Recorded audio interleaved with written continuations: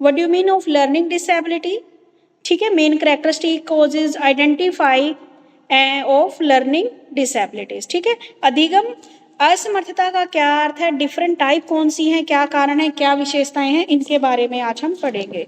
Learning disability का मतलब होता है बेटा जब आपको पढ़ने में, लिखने में या सीखने में क्या होता है, आपको समस्या आती है। ठीक है, तो उसको क्या बोलते हैं हम, लर्निंग डिसेबिलिटीज बोलते हैं। ठीक है, जैसे सुनने, सोचने, बोलने, पढ़ने, लिखने या मैथ से रिलेटेड कोई भी, तो ये सारी चीजें क्या कहलाती है, हमारी लर्निंग डिसेबिलिटी कहलाती है। A disability in any condition of a body और mind that make is more difficult for the person with the condition to do certain activities and interact with the world around them।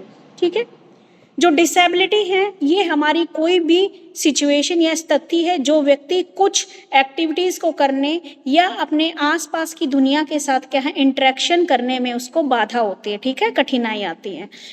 अब हमारे यहाँ पर जो disability है, जो disability, learning disability में जो वर्ड है वो सैमुअल क्रिक ने 1963 में दिया था। ठीक है, डिसेबिलिटी, लर्निंग डिसेबिलिटी का मतलब को यानी कि नॉन एबिलिटी टू डू, ना करने की क्षमता या ना सीखने की क्षमता से लिया गया है। ठीक है,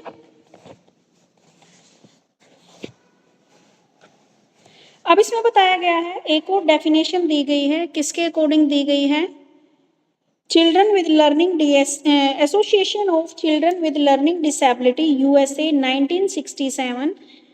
लर्निंग डिसेबल बच्चे वे बच्चे होते हैं जिनका जो क्या होते हैं, इम्पायर्ड लर्निंग एफिशिएंसी, जिनके अंदर क्या है, सीखने की क्षमता या कुशलता नहीं होती है, उन बच्चों को क्या बोला गया है, डिसेबल बोला गया है। सिंपल सी बात यह है, लर्निंग डिसेबिलिटी का मतलब है कि जिस बच्चे को सीखने में या पढ़ने में कोई भी समस्या उत्पन्न होती है तो उसको क्या बोलते हैं, हम लर्निंग डिसेबिलिटी बोलते हैं।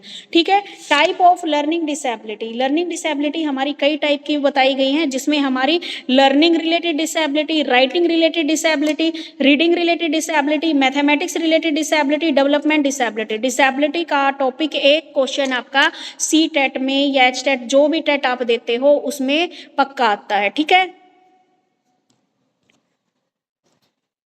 Okay ma'am. Okay ma'am. तो ध्यान से सुनना, डिसेबिलिटीज को जरूरी नहीं है तुम्हारी बुक वाला ही करो, क्योंकि ये वाला टॉपिक मैं मेरी बुक से पढ़ा रही हूँ। उसके बाद इसकी कैरेक्टरिस्टिक्स करेंगे।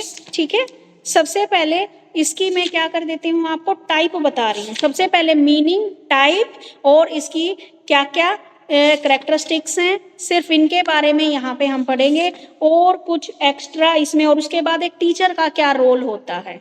ठीक है, ये चीजें हम इसके अंदर पढ़ेंगे और एक्स्ट्रा जितने भी क्वेश्चन हैं छोड़ देना। मेन आपको यही पता होना चाहिए लर्निंग डिसेबिलिटी क्या होती है, कितने टाइप की होती है और इसकी क्या क्या विशेषताएं और टीचर का क्या रोल है, इनको थोड़ा सा ठीक करने में। देखिए भाई, टाइप ऑफ डिसेबिलिटी हमारी क्या है, 5 टाइप के डिसेबिलिटी यहाँ पर इन्होंने बताई है लर्निंग से रिलेटेड। एक तो है हमारी लर्निंग रिलेटेड डिसेबिलिटी, पढ़ने संबंधी विकार। अगर कोई नोट करना चाहता है, लिखना चाहता है तो लिख सकता है, आपकी बुक में इस टाइप से नहीं दे रखा। लर्निंग डिसेबिलिटी, पठन संबंधी विकार, लेखन संबंधी विकार, राइटिंग रिलेटेड डिसेबिलिटी, वाचन संबंधी विकार, रीडिंग रिलेटेड डिसेबिलिटी। नेक्स्ट है गणित संबंधी विकार, मैथमेटिक्स रिलेटेड डिसेबिलिटीज, विकासात्मक विकार, डेवलपमेंट डिसेबिलिटीज। नोट डाउन कर रहे हो या सिर्फ सुन रहे हो? क्योंकि नोट डाउन कर रहे हो तो मैं धीरे बोलूं, नहीं तो फिर मैं आगे समझा रही हूँ। मैम नोट डाउन कर रहे हैं। नोट डाउन कर रहे हैं तो सबसे पहले मीनिंग आ गया, इसके बाद उसकी टाइप ऑफ डिसेबिलिटी।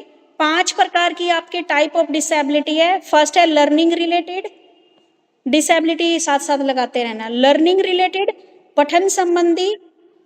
दूसरी राइटिंग रिलेटेड, लेखन संबंधी। थर्ड बताई है रीडिंग रिलेटेड, वाचन संबंधी। फोर्थ है आपकी मैथमेटिक्स रिलेटेड, गणित संबंधी। And fifth one is development disability, विकासात्मक संबंधी विकार। लिख लिया? Yes ma'am. Yes ma'am. ठीक है, अब देखते हैं अलग अलग पठन संबंधी learning related disability. Learning, a learning disability is a problem that affect how a person received and process information. यानी कि लर्निंग डिसेबिलिटी एक ऐसी समस्या होती है जिसमें व्यक्ति द्वारा जो भी इंफॉर्मेशन है उनको प्राप्त करना और उनसे संबंधित कार्य करने की जो प्रोसेस है वो प्रभावित होती है। ठीक है, यानी कि किसी भी व्यक्ति को सूचना को जो भी इंफॉर्मेशन इसको गेन करना और प्रोसेस करना, इससे क्या होता है, ये क्रिया क्या होती है उसकी प्रभावित होती है, यानी कि उसको समस्या होती है चीज़ों को समझने में। ठीक है, याद रखने में उसको क्या हो रही है, समस्या हो रही है। ठीक है, लर्निंग का मतलब हम सीख रहे हैं या पठन, उसे पठन संबंधी जो भी इंफॉर्मेशन है उस चीज़ों को डिकोड करने में उसको क्या हो रही है, दिक्कत हो रही है। लर्निंग डिसेबिलिटी से पीड़ित व्यक्ति को निम्नलिखित परेशानियों से जूझना पड़ता है। किन किन परेशानियों से? उसको डिसलेक्सिया, अलेक्सिया और हाइपरलेक्सिया, ये 3 टाइप की। अब लर्निंग में भी क्या है, सब टाइप बता दिया। लर्निंग क्या होती है, व्यक्ति को सीखने संबंधी समस्या होती है, वह आसानी से सीख नहीं पाता है। अब उसमें भी क्या है, उसको क्या क्या समस्याएं आती हैं, एक होती है डिसलेक्सिया, अलेक्सिया और हाइपरलेक्सिया। ठीक है, वेरी इंपॉर्टेंट टॉपिक है ये आपका, इसमें से 1 या 2 क्वेश्चन 100% आता है आपके टेट एग्जाम में। ठीक है, अब बात आती है डिसलेक्सिया की।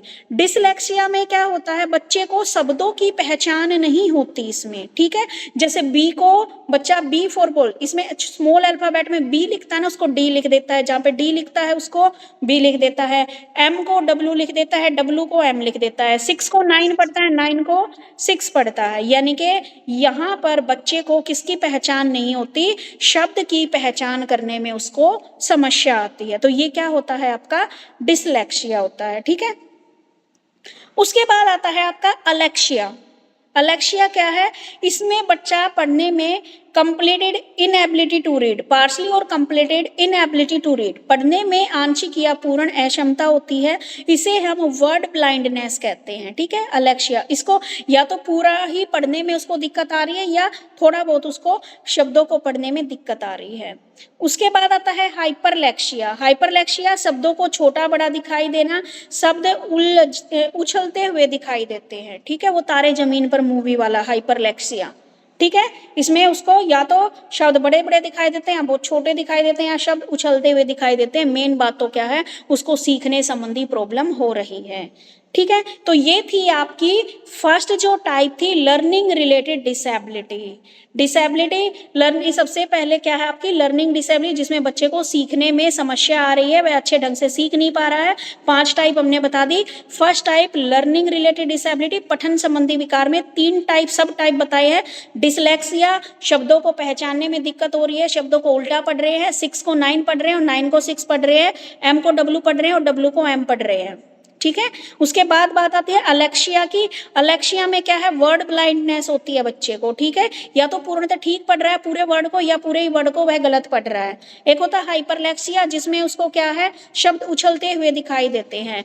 अगर आप पेपर में एक्सप्लेन करो, तीनों याद ना रहे तो कोई बात नहीं, खाली डिसलेक्सिया को ही आप क्या कराना, एक्सप्लेन कर देना।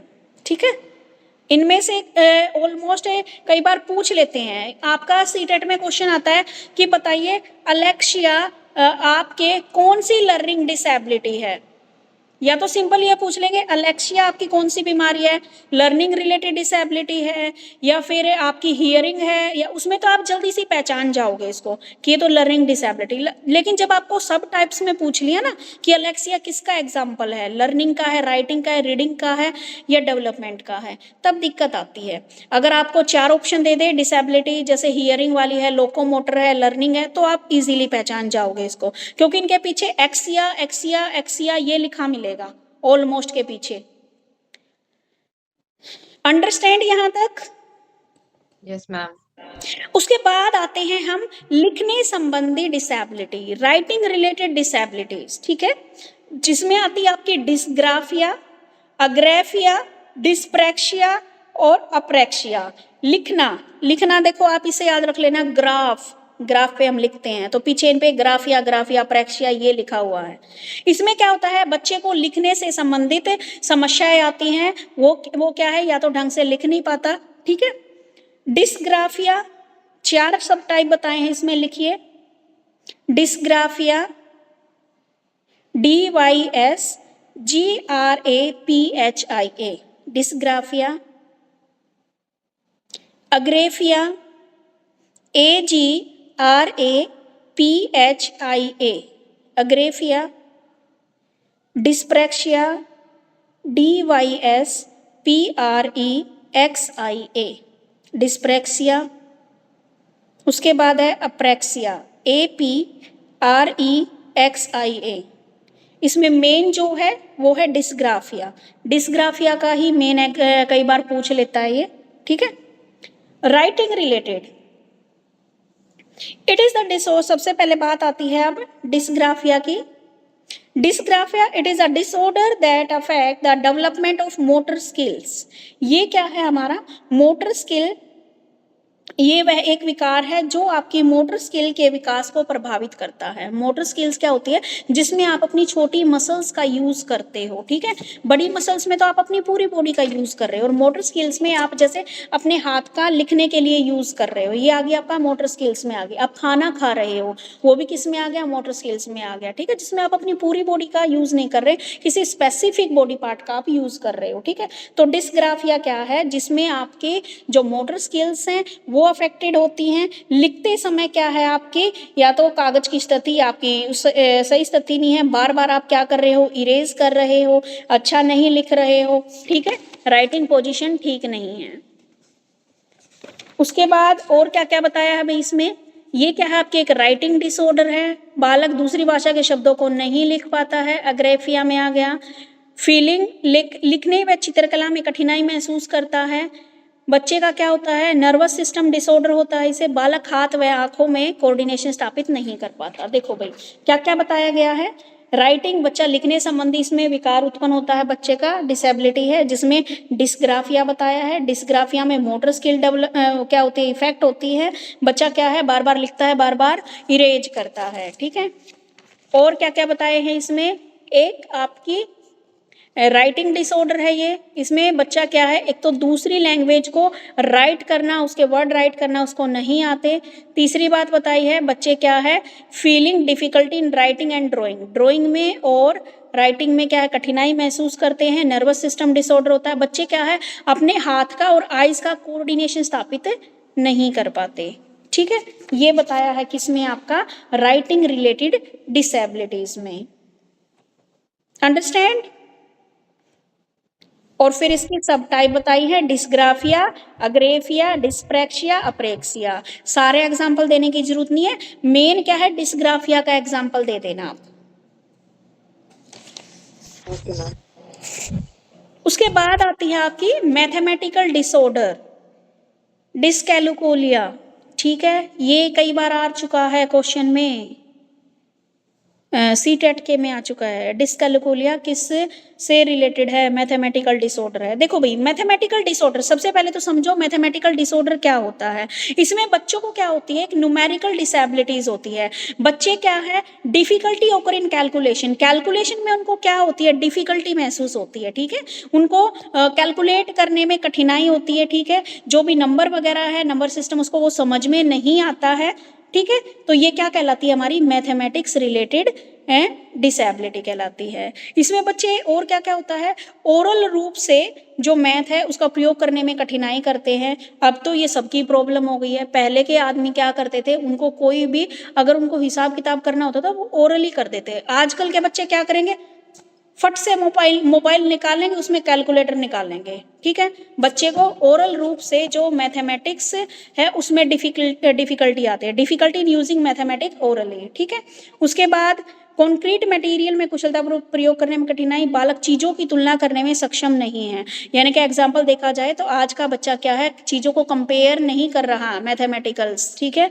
उसके बाद क्या बताया है, जो भी मैथमेटिक्स के सिंबल्स हैं उनको पढ़ने में ऐसे बच्चों को क्या होती है, डिफिकल्टीज होती है, ठीक है।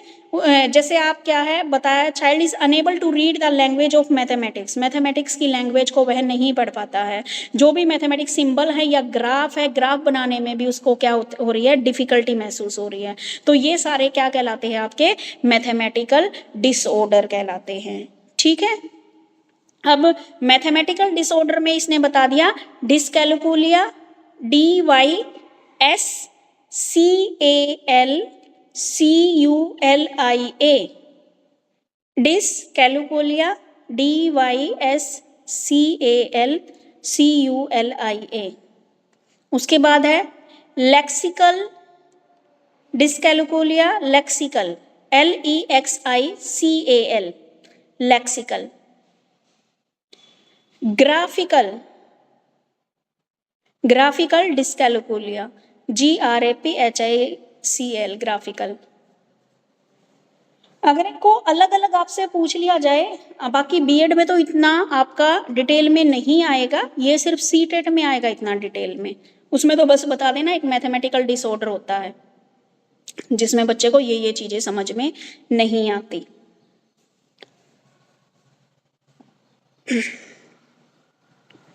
हो गया यहाँ तक? Yes, ma'am. उसके Yes, ma'am. उसके बाद आती है बात आपकी reading related disability. Reading, reading में क्या होता है, बच्चे को क्या है, पढ़ने में दिक्कत आती है। जब हम बच्चे से रीडिंग करवाते हैं ना तो वह रीडिंग नहीं कर पाता, ठीक है। ये एक क्या है, एक लैंग्वेज डिसऑर्डर होता है जिसे पर्सन एबिलिटी टू कम्युनिकेट, जिसके क्या है, उसके कम्युनिकेट करने की जो एबिलिटी है वो इफेक्ट होती है इससे, ठीक है। इसमें यह क्या है, हमारा एक लैंग्वेज रिलेटेड डिसऑर्डर है, स्पीकिंग रिलेटेड डिसऑर्डर भी हम इसको बोलते हैं, ठीक है। Children feel difficulty in expressing thought, बच्चा क्या है अपने थॉट्स को भी क्या है प्रेजेंट नहीं कर पाता, उसको डिफिकल्टी होती है अपने थॉट्स को एक्सप्रेस करने में। और मेन क्या है, स्पीच रिलेटेड डिसऑर्डर ही हम इसको बोलते हैं, ठीक है। तो रीडिंग क्या है, हमारा एक लैंग्वेज डिसऑर्डर है जिसमें बच्चे की क्या है, कम्युनिकेशन करने की जो एबिलिटी है वो अफेक्ट होती है इससे। इसे बच्चे का क्या है, एक लैंग्वेज डिसऑर्डर भी बोलते हैं। बच्चे को अपने क्या है बोलने में या फिर अपने उसको एक्सप्रेस करने में उसको दिक्कत हो रही है। बच्चे को आता सब कुछ है, ठीक है, लेकिन वह बता नहीं पाता। हमारी क्लास में ऐसे भी बहुत सारे बच्चे होते हैं जिनको आता सब कुछ होता है लेकिन वो मंच पे जाके यानी कि स्टेज पे जाके बोलने में उनको डर लगता है, ठीक है। या फिर कुछ बच्चे क्लास में ही ऐसे होते हैं जो सिंपल रीडिंग भी नहीं कर पाते, ठीक है। तो ये क्या है, एक भाषण संबंधी विकास है, स्पीच रिलेटेड। अगर किसी बच्चे को स्पीच देनी पड़ जाए वो नहीं बोल पाएगा। अब इसमें क्या क्या आता है, अफेजिया, डिस्फेसिया और डिसर्थीरिया, ठीक है। डिसर्थीरिया, अफेजिया, डिस्फेसिया, डिसर्थीरिया, ठीक है। रीडिंग रिलेटेड समझ में आ गया। रीडिंग में बच्चा रीड नहीं कर पाता, उसको बोलने में दिक्कत हो रही है, अपने थॉट को एक्सप्रेस नहीं कर पाता, स्पीच नहीं दे पाता, ठीक है। ये सारी चीजें इसमें आती हैं और इसमें नाम बता दिए हैं आपके, अफेजिया, डिस्फेसिया और डिसर्थीरिया, ठीक है। ये 3 टाइप के, आपको ये बताने की जरूरत नहीं है एग्जाम में, ये बस उसी के रिगार्डिंग आपके इंपॉर्टेंट है। अंडरस्टैंड, समझ में आ गया? यहाँ तक दिक्कत है किसी को? मैम लर्निंग रिलेटेड और रीडिंग रिलेटेड ये 2 अलग अलग सब टाइप हैं। हाँ जी, लर्निंग में तो बेटा आप सीख रहे हो, ठीक है। लर्निंग का मीनिंग यहाँ से लिया गया है, आपको सीखने में मिस्टेक हो रही है। जैसे मैं आपको अल्फाबेट सिखा रही हूँ, बहुत सारे बच्चे क्या कर रहे हैं, बी फॉर, छोटे बच्चे मोस्टली क्या करते हैं, स्मॉल अल्फाबेट आप उनसे लिखवाओ, बी को तो डी बनाएंगे, जी को क्यू बना देंगे, डब्ल्यू को एम बना देंगे, 9 को 6 बना देंगे। ये सीखने संबंधी है और इसमें क्या है, बच्चा सीख तो रहा है लेकिन उसको पढ़ने में दिक्कत हो रही है, यहाँ पे रीडिंग करने में। मैम लेकिन यहाँ पर ना लर्निंग डिसेबिलिटी के ना वेरियस फॉर्म के अंदर ये चीज दे रखी है, रीडिंग डिसेबिलिटी, राइटिंग डिसेबिलिटी और जो आपने टाइप्स बताए हैं। मैम ये फॉर्म्स हैं या फिर लर्निंग डिसेबिलिटी एक अलग से पॉइंट भी है? बेटा ये है आपका एक टॉपिक है, what do you mean by learning disability. Learning disability क्या होती है और उसमें क्या क्या टाइप है ये।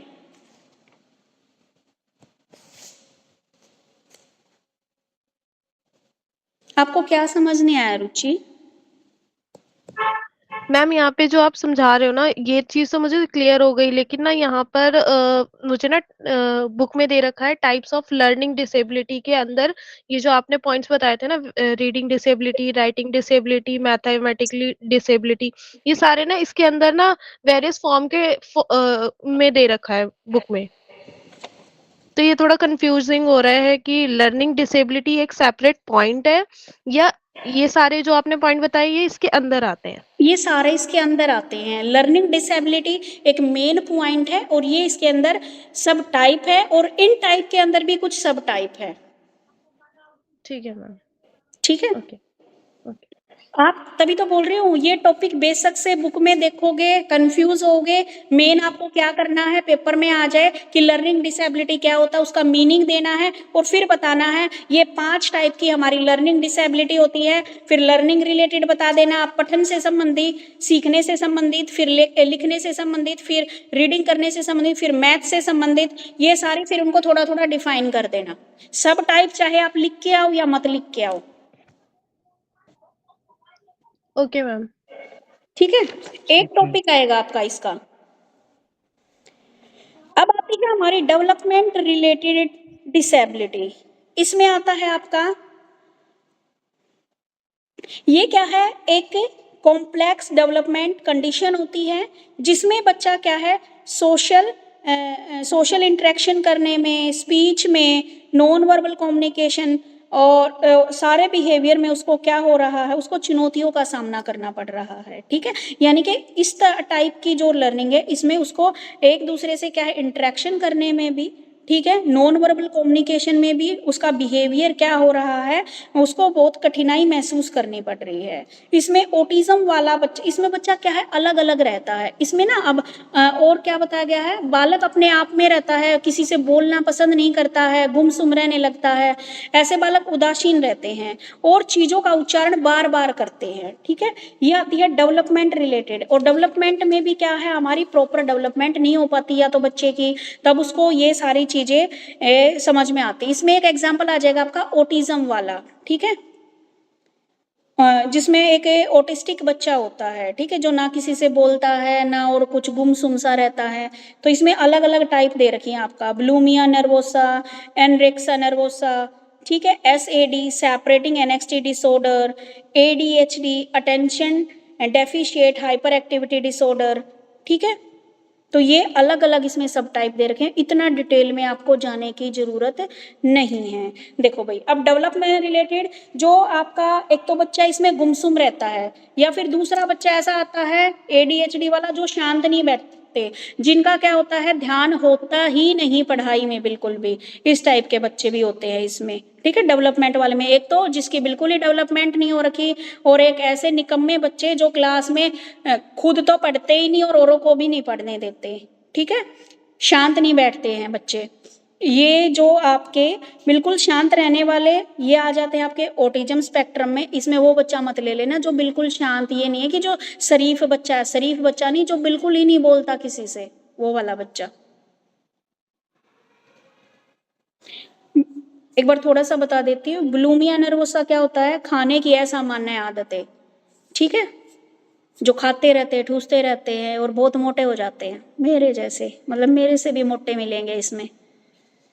और एनरोक्सिया नर्वोसा, जिसमें लोगों को वजन बढ़ने का गहरा डर रहता है। भाई मैं तो अभी डाइटिंग, जिसको डाइटिंग का बुखार चढ़ा रहता है, ठीक है, अपने खाने की इच्छा को ही मार देते। भाई हम तो नहीं मारेंगे खाने की इच्छा को, खा पी के मरेंगे। और सेपरेशन डिसऑर्डर में बताया है जिसको चिंता विकार, एक व्यक्ति ऐसा जो लोगों से अलग होने के बारे में अत्यधिक चिंता का अनुभव करता है, जिसको क्या होता है, एक भावनात्मक लगाव ज्यादा होता है, कहीं मैं अलग ना हो जाऊं मेरे मम्मी पापा से, उसको ये डर रहता है। ये सबसे ज्यादा छोटे शिशुओं में और बच्चों में आम होता है। 6 से 7 महीने से 3 साल की उम्र में। तो डेवलपमेंट डिसऑर्डर में आपको यही करना है कि एक विकासात्मक स्थिति, एक जटिल विकासात्मक स्थिति होती है, ये ऐसी डेवलपमेंट कंडीशन होती है जिसमें बच्चे का सोशल इंटरेक्शन, स्पीच और नॉन वर्बल कम्युनिकेशन, ये सारी चीज़ें इससे अफेक्टेड होती हैं। ठीक है, बच्चा, एक तो इसमें 2-3 तरह के बच्चे आते हैं। एक तो वे जो बहुत शांत रहते हैं, किसी से बातचीत नहीं करते, चीज़ों का उच्चारण बार बार करते हैं, और एक ऐसे बच्चे इसमें आते हैं जो बहुत ज़्यादा उतावले होते हैं, शांत नहीं बैठते हैं, अपनी कंसंट्रेशन नहीं कर पाते हैं। ठीक है, तो ये आपके किस में आते हैं? डेवलपमेंट रिलेटेड डिसऑर्डर में।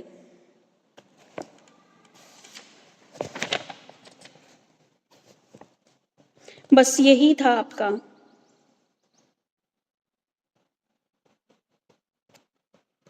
अब इन्हीं लर्निंग डिसऑर्डर को लेकर जो हमारे प्रधानमंत्री श्री नरेंद्र मोदी जी ने अपने कार्यक्रम मन की बात 2015 में जो भी फिजिकली रूप से डिसेबल व्यक्ति थे उनको नया नाम दिया।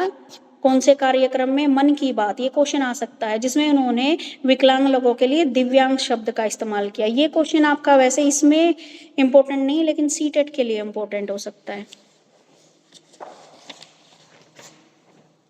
तो मुझे बताइए, अभी लर्निंग डिसेबिलिटी का यहाँ तक जो मैंने बताया है, पांचों के पांचों डिसेबिलिटी समझ में आ गई? Yes, ma'am. Yes, ma'am. अब आती है characteristics of learning disable children, कि जो लर्निंग डिसेबल बच्चे हैं उनकी क्या क्या विशेषताएं हैं। देखो भाई, क्या क्या विशेषताएं हैं उनकी। अब इसका मीनिंग टाइप में करवा चुकी हूँ, अब इसकी कैरेक्टरिस्टिक्स में आ जाते हैं। डिले स्पोकन लैंग्वेज डेवलपमेंट, उनकी जो लैंग्वेज डेवलपमेंट है वो बाकी बच्चों से क्या होती है? बाद में होती है। उसके बाद है जो इनएडुकेट टाइम कंसेप्ट, समय का कोई कंसेप्ट नहीं होता, वे कार्य को करने में लगने वाले समय का कोई अनुमान नहीं लगाते। ठीक है, उनको साल भी लग सकता है, महीने भी लग सकते हैं, दिन भी लग सकते हैं। ठीक है, समय का ये क्या है? टाइम कंसेप्ट नहीं होता इन बच्चों का कि कब ये सीख पाएंगे। डिफिकल्टी इन जजिंग रिलेशनशिप, ऐसे बच्चों को क्या है, जो रिलेशनशिप है उनको जज करने में भी बहुत डिफिकल्टीज आती है। ठीक है, कुछ बच्चे तो क्या है, रिलेशनशिप का मतलब यहाँ पर एक दूसरे के माता पिता के रिलेशन नहीं, यहाँ पे बच्चे के आगे जैसे जमा करना है या घटा करना है, क्या रिलेशन दिखाना है यहाँ पे, एडिशन करना है या सब्ट्रैक्शन करना है। उसके बाद है पुअर जनरल मोटर कोऑर्डिनेशन, इसमें बच्चों का क्या होता है? मोटर कोऑर्डिनेशन भी नहीं होता। मोटर कोऑर्डिनेशन यानी कि आपने बात की थी यहाँ पर, जैसे अपने आइज का और अपने हैंड का क्या है, ये कोऑर्डिनेशन नहीं कर पाते। ठीक है, परसेप्चुअल डिसऑर्डर होता है इन्हें। परसेप्चुअल डिसऑर्डर का मतलब आ गया ये क्या है, इनका एक प्रत्यक्षीकरण नहीं होता है, इनकी कॉग्निटिव प्रोसेस नहीं होती है, सेंसरी डाटा की भी ये पहचान नहीं कर पाते, डिस्क्रिमिनेशन हो रहा है, कोऑर्डिनेशन है, क्या सीक्वेंस है, ये सारी चीज़ें क्या है, ये नहीं कर पाते। मेमोरी डिसऑर्डर भी इसमें शामिल हो गया, क्योंकि मेमोरी डिसऑर्डर क्या हो गया, क्योंकि इनकी जो लर्निंग डिसेबिलिटी में क्या है, एक मेमोरी डिसऑर्डर भी माना है, क्योंकि ये ज़्यादा लंबे समय तक जो भी इंफॉर्मेशन है उसको स्टोर नहीं कर पाते। हाइपर एक्टिविटी करते हैं, हाइपर एक्टिविटी सामान्य से अधिक। ठीक है, हलचल करते हैं, चुपचाप नहीं बैठते हैं। ठीक है, इनके अंदर क्या है, कंसंट्रेशन का अभाव होता है। Direction related confusion, direction related confusion, इन्हें दिशा संबंधी क्या रहता है, भ्रम रहता है। कौन सी दिशा, कौन सी ईस्ट है, कौन सी वेस्ट है, कौन सी नॉर्थ है, कौन सी नॉर्थ साउथ ईस्ट है, ये क्या है, इन बच्चों को क्या है, ये कंसेप्ट इनके समझ में नहीं आता। और कई बार तो क्या है, ये रोड की जो भी डायरेक्शन होती है उसको भी भूल जाते हैं। बस यही कुछ इसमें क्या दिए गए, इसकी कैरेक्टरिस्टिक्स दी गई है, यानी कि इन बच्चों की क्या क्या विशेषताएं है, कि कैसे आप पहचानोगे कि ये बच्चे लर्निंग डिसऑर्डर है। क्लियर है? Yes, ma'am. Yes ma'am. और एक दो समस्याएं मैम होती मेरा है। एक क्वेश्चन है। हाँ, बोलिए। मैम ये जो लर्निंग डिफिकल्टीज जो एज आप तो कितने इयर्स तक का होगा, मतलब कुछ सर्टेन एज होगा क्या इसका? नहीं भाई, सर्टेन एज तो नहीं बता रखी यहाँ पे। ओके। ठीक है, अब और एक दो और अपनी तरफ से लिख सकते हो, जैसे यहाँ पे बच्चे को कम्युनिकेट करने में डिफिकल्टी होती है, राइटिंग प्रॉब्लम में डिफिकल्टी होती है, न्यूमेरिकल प्रॉब्लम हो गई, रीडिंग प्रॉब्लम भी आ जाती है उसको, मेमोरी प्रॉब्लम है, लैक ऑफ कंसंट्रेशन है, यानी कि बना बना के कुछ ये पॉइंट भी आप लिख सकते हो।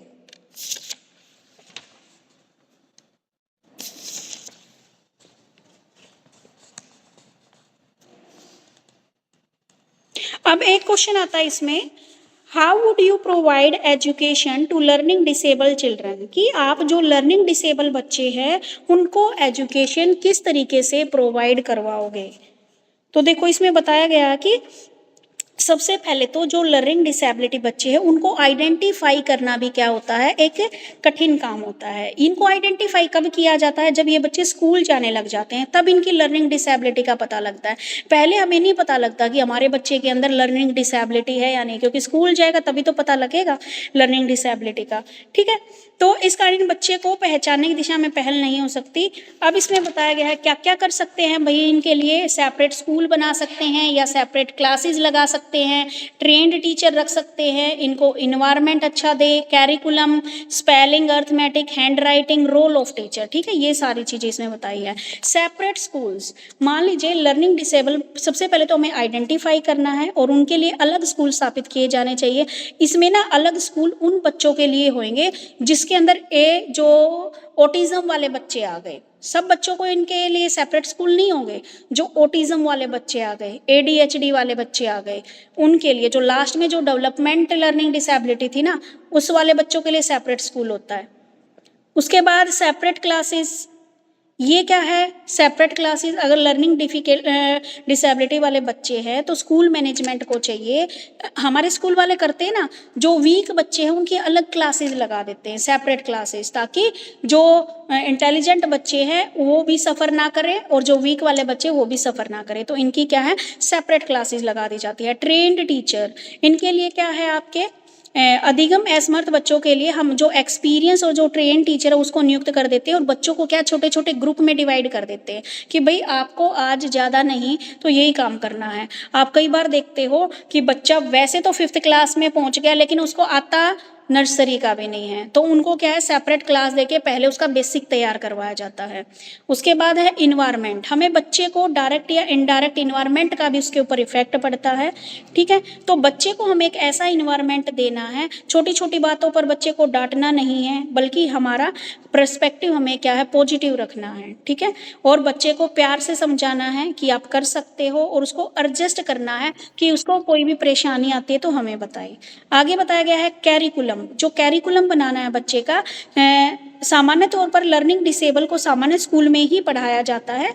उनके मानसिक स्तर पर आवश्यकता को ध्यान में रखकर जो नॉर्मल कैरिकुलम के साथ साथ स्पेसिफिक तौर पर तैयार कैरिकुलम भी पढ़ाना चाहिए। ठीक है, यानी कि उनको video, audio, visual, projector, model आदि सब का प्रयोग करना चाहिए। ठीक है, उनका कैरिकुलम ये नहीं है कि बिल्कुल ही अलग बनाना, नहीं, नॉर्मल कैरिकुलम चलाना है, उनका भी बाकी बच्चों के साथ ही पढ़ेंगे, लेकिन इनके ऊपर थोड़ा और स्पेसिफिक हमें ध्यान देना है। इनकी स्पेलिंग्स, ये गलत स्पेलिंग लिखते हैं ये बच्चे, ठीक है, लिखने में कमजोर होते हैं, बार बार उच्चारण गलत करते हैं, तो हमें क्या है, बार बार इनके एक तो रिटन राइटिंग स्किल्स के ऊपर हमें ध्यान देना है। अर्थमेटिक, इस वाले बच्चे क्या है, अर्थमेटिक मैथ में कमजोर होते हैं। ठीक है, उनको क्या है, टेबल याद करने, ये सारी चीज़ें इनको उपयोग करना नहीं आता, तो उनको क्या है, जो प्लस माइनस के सम है उनको क्या है, प्ले वे मेथड से हमें उन बच्चे को सिखाना है। हैंड राइटिंग वाली बात बता दी। ठीक है, तो ये तरीके अपनाकर हम इनकी लर्निंग डिसेबिलिटीज को क्या कर सकते हैं, दूर कर सकते हैं। अब एक क्वेश्चन आता है कि टीचर का क्या रोल होता है, रोल ऑफ टीचर। इसमें क्या है, टीचर का भी एक क्या इम्पोर्टेंट रोल प्ले करता है टीचर, क्योंकि हमें क्या होता है, जो नॉर्मल बच्चे हैं उन्हीं के साथ इन बच्चों को भी पढ़ाना होता है, तो टीचर को क्या है, बहुत सारी प्रॉब्लम्स का सामना यहाँ पे करना पड़ता है, क्योंकि ये सारे बच्चे एक ही साथ एक ही स्कूल में पढ़ रहे हैं। उसी क्लास में क्या है, हमारे लर्निंग डिसेबिलिटी वाले बच्चे भी हैं और हमारे इंटेलिजेंट बच्चे भी हैं। ठीक है, तो ये टीचर का सबसे पहले क्या, उसको आइडेंटिफाई करना पड़ता है कि कौन कौन से, सबसे पहले क्या करेंगे, टीचर का सबसे पहला काम ये है कि जो लर्निंग डिसेबल बच्चे हैं उनकी क्या क्या समस्या है, पहले तो यही फाइंड आउट करना है कि बच्चे को कमी किसके अंदर आ रही है, क्या उसको समझ में नहीं आ रहा है। दूसरा, टीचर को क्या करना है, सामान्य कक्षा उसको ये पता लग रहा है कि पूरी क्लास में ये बच्चा नहीं पढ़ पाता, तो उसके लिए हमें सेपरेट क्लास का मैनेज करना है, ठीक है। तो ऐसे बच्चों की हम फाइंड आउट कर लेते हैं कि मेरी क्लास में ये बच्चे वीक हैं और इनको क्या है सेपरेट पढ़ाया जाएगा, यानी कि बाकी बच्चों के साथ से कुछ एक्स्ट्रा इनको पढ़ाया जाएगा, ठीक है।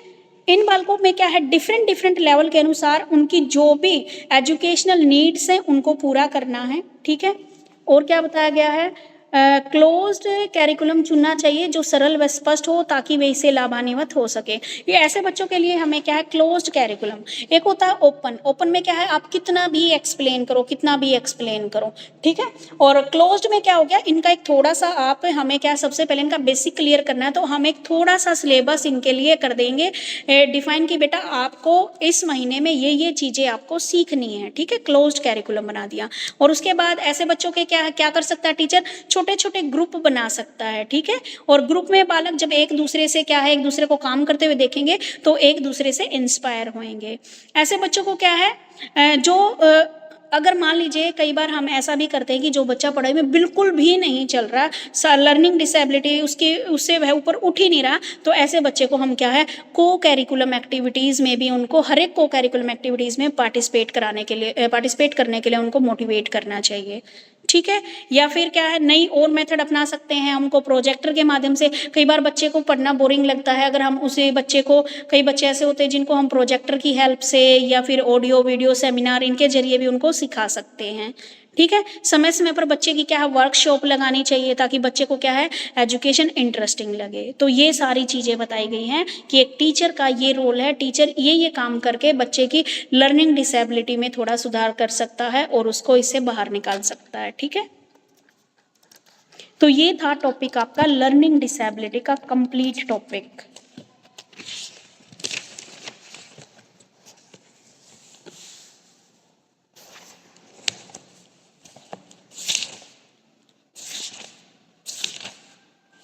ठीक है। अब मल्टीपल डिसेबिलिटी का एक छोटा सा टॉपिक है। मल्टीपल डिसेबिलिटी में इन्होंने क्या क्या बताया है, जिसमें मल्टीपल डिसेबल ऐसे बच्चों से होता है जो एक से अधिक प्रकार की बाधाओं से पीड़ित होते हैं। जैसे मान लीजिए बच्चा सुन भी नहीं सकता, क्या बोल रहे हो, हाँ सुनाई नहीं देता, उसको दिखाई नहीं देता, हो गई ना दो चीजें, तो फिर उसकी क्या है पढ़ने में भी डिफिकल्टीज आएगी, यानी कि एक साथ बहुत सारी चीजें उसके अंदर, बहुत सारी डिसेबिलिटी एक साथ आ जाती है। दो या दो से अधिक डिसेबिलिटी जब हो जाती है किसी बच्चे को तो उसे क्या बोलते हैं हम मल्टीपल डिसेबिलिटीज बोलते हैं। इसमें क्या क्या हो सकता है, या तो फिजिकली डिसेबल हो गया, फिर फिजिकल के साथ साथ मेंटली भी आ गया उसका, ठीक है। मेंटली के साथ साथ कई बच्चे क्या होते हैं, जो बच्चे जिनको सुनाई नहीं देता वो बच्चे ऑलमोस्ट क्या है गूंगे भी मिलेंगे, ठीक है। बच्चे को सुनाई नहीं देता, बोल नहीं सकता, और फिजिकली हैंडीकैप्ड भी है, मेंटली भी आ गया, यानी कि जब एक से ज्यादा डिसेबिलिटी हमारे शरीर में हो जाती है तो उसको मल्टीपल डिसेबिलिटीज बोलते हैं, ठीक है। तो आज का मेरा टॉपिक हो गया है ये खत्म। अब आती है हियरिंग वाला और लोकोमोटर एंड न्यूरोलॉजिकल डिसऑर्डर की बात। अब मुझे बताएं इस टॉपिक में आपको कोई दिक्कत है?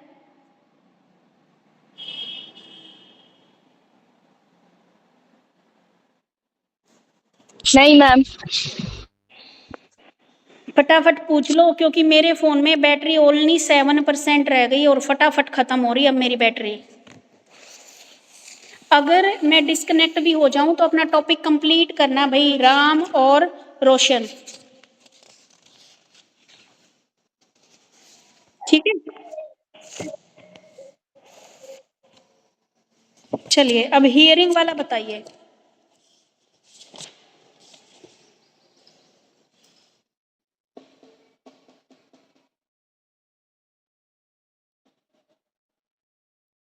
क्या हो गया, गायब हो गए क्या क्लास से? नहीं हेलो मैम, मैम यही नमस्ते। है, बस वो पेज खोल रहे थे ना बुक अच्छा का। अच्छा, ठीक है ठीक है।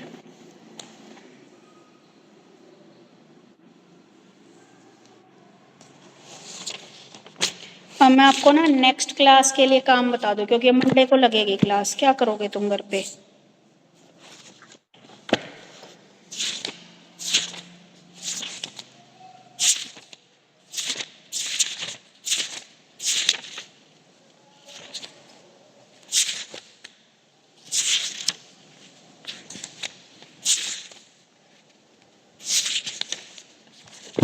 जो ये डिफरेंट डिफरेंट डिसेबिलिटीज़ हुई है ना, इन्हीं के बारे में पूछूंगी मंडे को आपसे, ठीक है, सारी की सारी, और कोई काम नहीं दे रही आपको।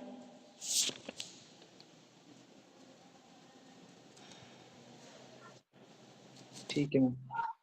ठीक है, बताइए अब।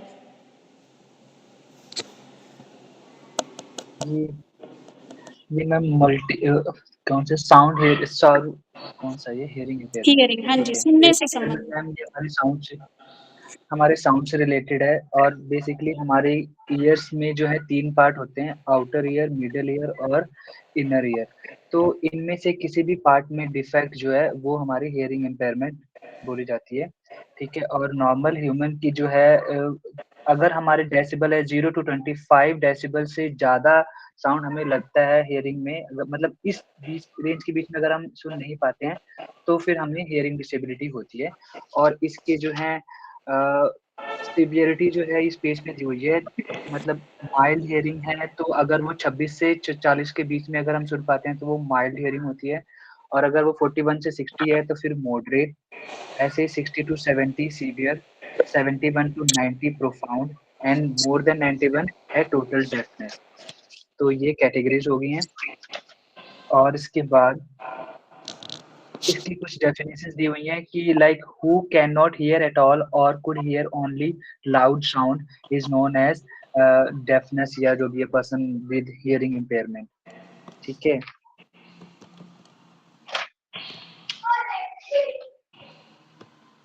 ऐसे यहाँ पे एक टर्म रिलेट करती है मैम, डेफनेस, जो कि हियरिंग इम्पेयरमेंट से रिलेटेड है, बट इन दोनों में थोड़ा सा डिफरेंस है। Deafness is the one hard of hearing person is one who is able to hear some sound with the help of hearing aids. Such a person is able to hear fairly well. इस बंदे को थोड़ा सा तो सुनाई देता है, ये इसकी कंडीशन उससे उतनी ज्यादा सीवियर नहीं है, बजाय कि जो हियरिंग इम्पेयर्ड पर्सन है उसका थोड़ा सा केस थोड़ा ज्यादा सीरियस होता है। और फिर आपने बोला था इसमें टाइप बतानी है, तो टाइप में मैम इसमें टाइप्स जो है 5-6 टाइप के हैं, जिसमें सबसे पहला है कंडक्टिव हियरिंग लॉस। इसके अंदर ये होता है कि टेम्परेरी इंटरफेरेंस होती है आपके एक्सटर्नल और मिडल ईयर में, अगर जो भी प्रॉब्लम होती है वो इसका पार्ट होती है कंडक्टिव हियरिंग लॉस का, ठीक है। अगर यही प्रॉब्लम इनर ईयर में है तो उसे हम बोलेंगे सेंसरी न्यूरल हियरिंग लॉस। और इसके लिए इस पर्सन को जो है हियरिंग एड जो है इम्पोर्टेंट हो जाता है, ठीक है। इसके बाद मिक्स हियरिंग लॉस में क्या होता है कि दोनों का ही मिक्सर होता है, मिक्सअप होता है, मिडल और इनर ईयर का दोनों में भी प्रॉब्लम हो जाएगी तो उसको हम मिक्स हियरिंग लॉस बोलेंगे। और फोर्थ पॉइंट है सेंट्रल हियरिंग लॉस। इसमें है कि इसके अंदर जो है deeper inner ear which is related to brain and the stem, brain stem, अगर उसमें कोई प्रॉब्लम है तो वो पार्ट होगी हमारी सेंट्रल हियरिंग लॉस का। इसके बाद फिफ्थ टाइप है, उसमें है यूनिलेटरल हियरिंग लॉस। उसके अंदर है सिर्फ अगर एक कान में आपके प्रॉब्लम है तो वो आपका यूनिलेटरल हियरिंग लॉस हो जाएगा, एक आपका बिल्कुल सही रहता है, सिर्फ एक में प्रॉब्लम रहती है। इसके बाद 2 अलग सब टाइप्स बताए मैं इसके, इसमें यह है प्रीलिंगुअल इम्पेयरमेंट और पोस्ट लिंगुअल इम्पेयरमेंट। प्रीलिंगुअल में आपकी हियरिंग इम्पेयरमेंट तब होती है जब आप लैंग्वेज आपने सीखना शुरू नहीं किया है, मतलब 1 से 6 साल से पहले अगर आपका लॉस हो जाता है तो आपकी speaking ability, language acquisition ability वो डेवलप नहीं हुई है, बच्चे ने सुना ही नहीं है कुछ, मतलब लैंग्वेज लेवल पे उतना प्रिपेयर नहीं हुआ है, तब अगर होगी उसको तो उसको बोलेंगे प्रीलिंगुअल इम्पेयरमेंट, मतलब उसकी लैंग्वेज अभी डेवलप नहीं हुई थी तभी उसको ये इम्पेयरमेंट होगी। दूसरी है पोस्ट लिंगुअल। उसमें क्या है कि ये 6 साल के बाद जब बच्चे को प्रॉपर थोड़ी बहुत लैंग्वेज एक्विजिशन हो गई है तब होती है ये, तो इसका लॉस ये है कि उस बच्चे की आगे की और लैंग्वेज डेवलपमेंट नहीं हो पाती है, बस थोड़ी जितनी पहले रहती है सिर्फ उतनी ही रहती है, और वो ग्रेजुअली कम भी हो सकती है उसकी लैंग्वेज स्किल। ठीक है बेटे।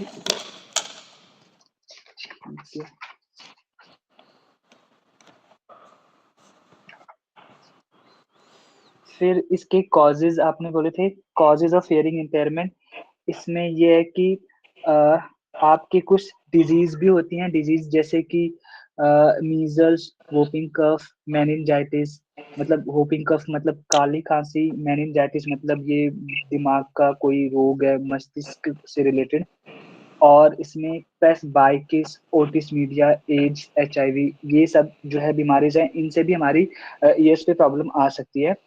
और दूसरा रीजन है जेनेटिक। जेनेटिक्स में हमारे पास दो जीन्स होते हैं, एक तो डोमिनेंट होता है और एक रिसेसिव जीन्स होते हैं। तो अगर डोमिनेंट जीन्स में की वजह से अगर आपको ये पेरेंट्स से मिला है, तो ये बहुत ज्यादा चांसेस है कि आपकी अगली जनरेशन में भी जाएगा, और मतलब आने वाले जनरेशन में भी ये हियरिंग इम्पेयरमेंट हो सकती है। लेकिन अगर आपने ये रिसेसिव जीन से आपके पास ट्रांसफर हुई है, तो बहुत ही रेयर चांसेस है कि नेक्स्ट जो है जनरेशन में ये चीज देखने को मिलेगी। और उसके बाद है मेडिकेशन। हाँ, मेडिकेशनल भी रीजन हो सकते हैं, लाइक आपने कोई भी ड्रग जो है जितनी बॉडी हमारी अलाउ करती है उससे उस लिमिट को उससे ज्यादा लिया है, तो भी उसका रिएक्शन हो सकता है। उसकी वजह से भी जो है आपको ये ब्रेन रिलेटेड डिजीज हो सकती है, प्रॉब्लम हो सकती है। या आप अल्कोहल वगैरह या कुछ भी एक्स्ट्रा कंज्यूम करते हो, उसका भी सीवियर इम्पैक्ट बहुत रेयर केस में पड़ सकता है इन सब चीजों पे। और फोर्थ है टॉक्सिक केमिकल्स का, आपको अगर एक्सपोजर ज्यादा है तो भी हो सकता है, लाइक ऑटोमोबाइल एग्जॉस्ट है और गैसोलीन्स हैं, इन सब का भी अगर जो है बहुत ज्यादा टाइम तक एक्सपोजर है तो भी जो है आपको जो है प्रॉब्लम आ सकती है। और फिफ्थ जो है रीजन हो सकता है physical traumas, like head injuries. Head injuries में भी वो पार्ट में अगर इंजरी हुई है जो पार्ट से हमारी जो पार्ट हमारा ईयर से की सेंस को कन्वर्ट करता है या जो रिसीव वगैरह करता है, अगर उस पार्ट में डैमेज हुआ है तो भी हमारे ईयर्स पे इम्पैक्ट पड़ सकता है। और exposure to loud noise which is more than 90 decibel, अगर ज्यादा टाइम के लिए है, लाइक जैसे फैक्ट्रीज में वर्कर्स वगैरह मशीनरी के पास काम करते हैं, तो ज्यादा टाइम के लिए अगर एक्सपोजर है तो भी जो है उनको हियरिंग इम्पेयरमेंट हो सकती है। और इसके बाद सिक्स्थ रीजन हो सकता है बर्थ एक्सपीरियंस। बर्थ एक्सपीरियंस में मतलब अगर आपकी नॉर्मल डिलीवरी नहीं हुई है, या इंस्ट्रूमेंटल डिलीवरी कह सकते हैं, या प्री मेच्योर डिलीवरी है ना, 9 मंथ से पहले की अगर डिलीवरी है, तो उसमें इनसफिशिएंट ऑक्सीजन वगैरह उस ब्रेन के उस पार्ट में जो हियरिंग से रिलेटेड डील करता है, तो भी हमें जो है हियरिंग इम्पेयरमेंट हो सकती है। और लास्ट एंड फाइनल रीजन, नहीं, सेवेंथ रीजन, एक्सेसिव वैक्स और या वाइड डिस्चार्ज फ्रॉम ईयर, या कॉन्जेनिटल डेफनेस, और है और neglection in care of years, मतलब रेगुलर हमें ईयर की केयर करनी चाहिए, अगर वो भी कम है तो भी जो है हमें ये इस रिलेटेड प्रॉब्लम्स आ सकती हैं। तो बेसिकली यही चीजें थी causes of hearing impairment.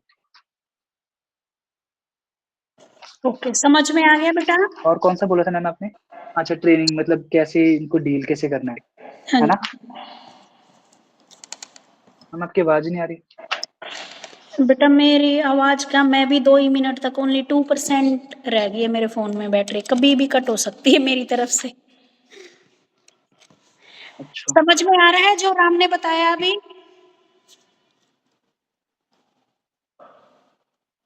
Yes, ma'am. ठीक है बेटा, थम्स अप कर दिया करो समझ में आ जाए तो। ठीक है मैम, अब हमें पता चल गया है कि अगर बच्चे में या टीचर ने या जी पेरेंट्स ने अगर ये देख लिया है कि उसको हियरिंग इम्पेयरमेंट है, तो अब हम उसको उसके इम्पैक्ट को कम करने के लिए हम क्या कर सकते हैं। सबसे पहले तो हियरिंग इम्पेयरमेंट का एक बहुत ही सीवियर लॉस ये है कि उस बच्चे की लैंग्वेज डेवलपमेंट भी नहीं हो पाएगी, क्योंकि अगर बच्चा सुन ही नहीं पाएगा तो फिर वो लैंग्वेज उसकी ऑब्वियस सी बात है डेवलप नहीं हो पाएगी। तो इसका टीचर्स ज्यादा इसलिए भी कंसर्न रहते हैं इस प्रॉब्लम को लेके कि हाँ भाई उसकी जो है ओवरऑल डेवलपमेंट या लैंग्वेज मेन जो है इसमें डेवलपमेंट में प्रॉब्लम आती है। तो टीचर्स इस चीज को लेके बहुत कॉन्शियस रहते हैं और इन चीजों का ध्यान रखते हैं, ऐसे जो है इसका इम्पैक्ट को कम किया जा सकता है। लाइक अगर तो ठीक है, कुछ टेक्निक्स हैं, ऑडिटरी लिसनिंग थेरेपीज दी जा सकती है उन्हें, स्पीच लिप रीडिंग की टेक्निक्स दी जा सकती है उन्हें, और अगर जरूरत हो तो हियरिंग एड्स भी उन्हें प्रोवाइड किया जा सकता है। यस और है और इसमें एक होती है क्यूड स्पीच, जैसे वो हमने देखा ना न्यूज चैनल पे, वो एक एंकर बोल रहा था हाथ के जेस्चर के साथ, उसे बोलते हैं क्यूड स्पीच। तो वो वाली भी टेक्निक्स से उन्हें जो है बताया जा सकता है कि कैसे अपनी जो है फीलिंग्स को, अपने वर्ड्स को एक्सप्रेस कर सकते हैं लोगों को। तो ये भी है। और जो वीडियो फ़िल्म्स अगर हम चलाते हैं तो उसमें हम सब कैप्शंस भी दे सकते हैं, सो दैट जो बच्चों को सुनाई ना देता हो वो कैप्शन से पढ़ के समझ पाएँ।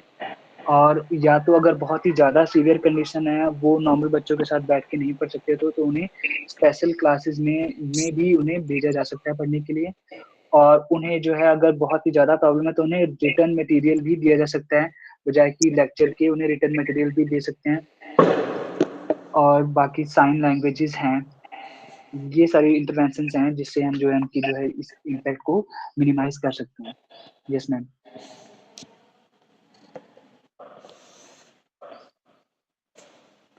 Understand everyone? Yes, ma'am. Okay. अब मेरे को ये बताओ, लोकोमोटर वाला है जो, वो मंडे को कर ले, क्योंकि मैं तो सुन नहीं पाऊंगी।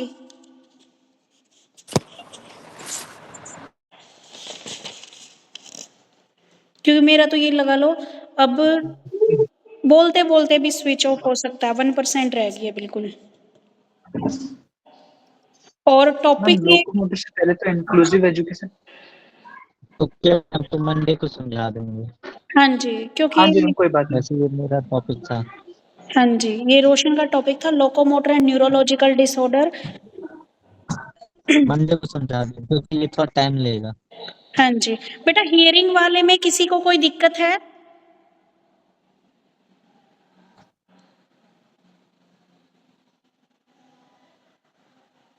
हियरिंग वाले में, और जो मेरा जो टॉपिक था उसी में किसको कोई दिक्कत है तो पूछ सकता है, नहीं दिक्कत है तो वो भी बता दो। नहीं मैम। समझ में आ रहा है? Yes, ma'am ma'am. आप जी मैम। चार्ज कर लीजिए क्योंकि आपको फिर दिक्कत होगा। हाँ जी, तो ठीक है, मैं लेफ्ट कर रही हूँ क्योंकि मेरा तो ये कभी भी स्विच ऑफ होने वाला है बिल्कुल।